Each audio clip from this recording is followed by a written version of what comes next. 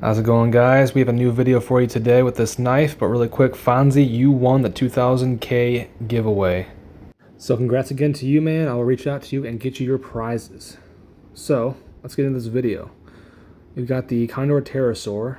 Let's go over the sheath really quick. We've got the belt loop right there, polypropylene high impact plastic. I also added some bank line, about 3 feet approximately. And you never know when you need some cordage. Also, it's just enough I could do a bow drill fire set with if I wanted to. And let's take a look at the knife now. All right, so here's the knife.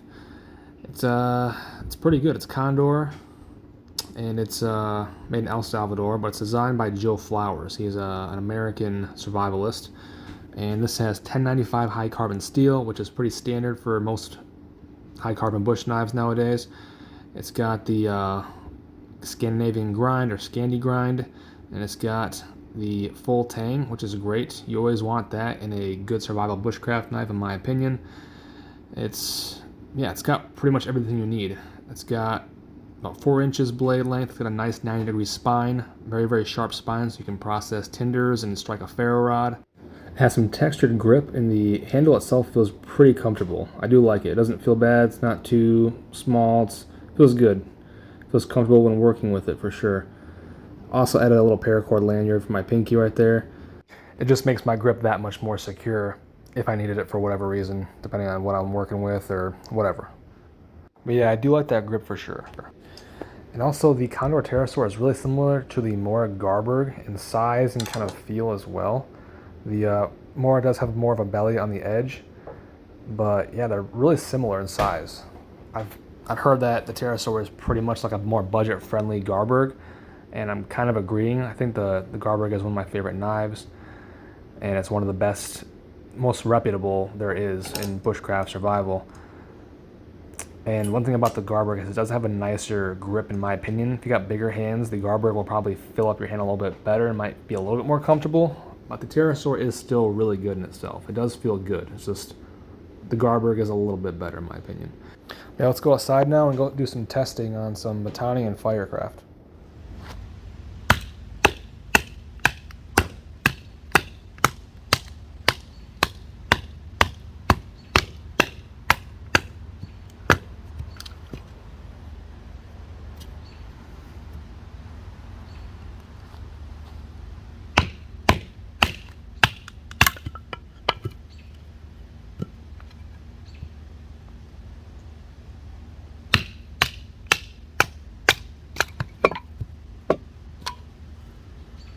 Yeah, it's batoning really well. I'm actually kind of surprised. It's going through this birch like nothing. That's awesome.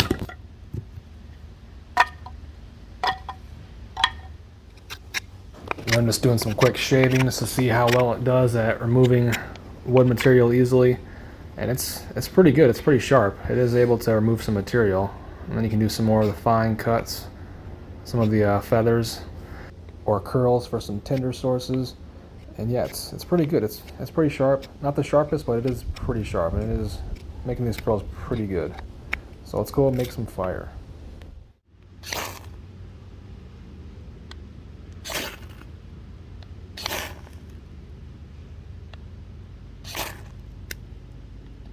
And there we go. Using a Ferro-rod isn't always a one-strike affair, but it took me like what, 3 or 4 strikes, and I got the fire going.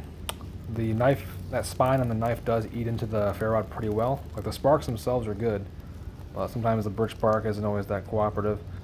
But yeah, it pairs really well with the Ferro-rod, guys. It's good stuff. All right, so what are we thinking about the Terrasaur? I like it. I think it's a great blade overall, especially for the price. Like I said before, it's kind of like a budget-friendly Garberg. So if you're new to bushcraft survival, that could be one to use for your introductory blade. Or if you just want a nice, good, solid secondary blade to go along with your, your more main blade, this could be another good option for you. It's got a good sheath, good features, got pretty much everything you want in a good survival knife. But thanks for watching. Hope it was helpful. Stay safe out there. Bye-bye.